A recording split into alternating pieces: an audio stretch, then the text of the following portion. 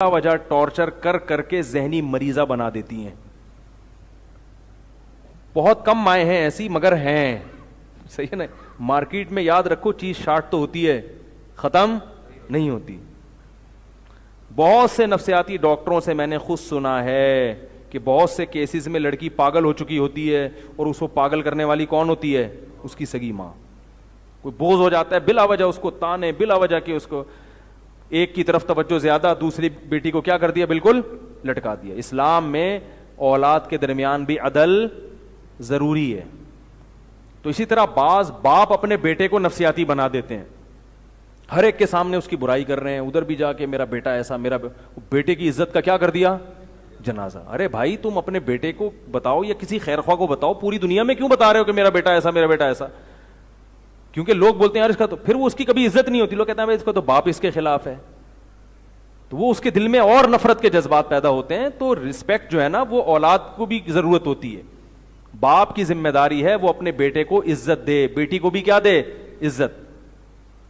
جیسے اولاد کی ذمہ داری ہے نا والدین کو عزت دیں, تو والدین کی بھی ذمہ داری ہے کہ وہ کیا دیں؟ بیٹے کو عزت دیں. بلا وجہ اس کو ذلیل کرنا لوگوں کے سامنے. ہاں اولاد کے لیے ہم یہی کہیں گے کہ اگر باپ یہ سب کر رہا ہے تو اللہ کے لیے برداشت کر لو, آپ اس سے مطالبہ نہ کرو, ہمیں آ کے بتا دو, ہم ابا کو چپکے سے سمجھا دیں گے. ابا سے لڑو مت, کیونکہ جس نے اپنے باپ کو یا ماں کو برداشت کر لیا اللہ اس کو دنیا میں بھی نوازے گا اور آخرت میں. اور ابا کے سامنے اپنی عزت کو مٹا دو. ابا مجمع میں تھپڑ بھی مار دیں, بول دیں ابا ہیں, ابا کا رائٹ ہے. ابا کو ہم یہی مشورہ دیں گے کہ تھوڑا سا خیال کریں آپ, لیکن آپ کو ہم یہی مشورہ دیں گے کہ اگر ابا سیٹنگ پہ نہیں آ رہے تو آپ ابا کے حساب سے اپنے آپ کو ایڈجسٹ کر لو, آپ خود تھوڑے سے ٹیڑے مڑے ہو جاؤ, ٹھیک ہے نا.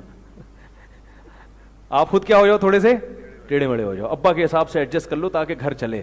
تو ابا سے نہ لڑو, کیونکہ جس نے ایک دفعہ ایک صاحب میرے پاس آئے, حضرت شیخ الحدیث مولانا زکریا رحمہ اللہ تعالیٰ کے جو والد تھے نا بڑے سخت تھے, ایسی تربیت کی ہے نا انہوں نے, بہت سختی کی ہے اپنے, تو وہ بن گئے پھر شیخ الحدیث بن گئے.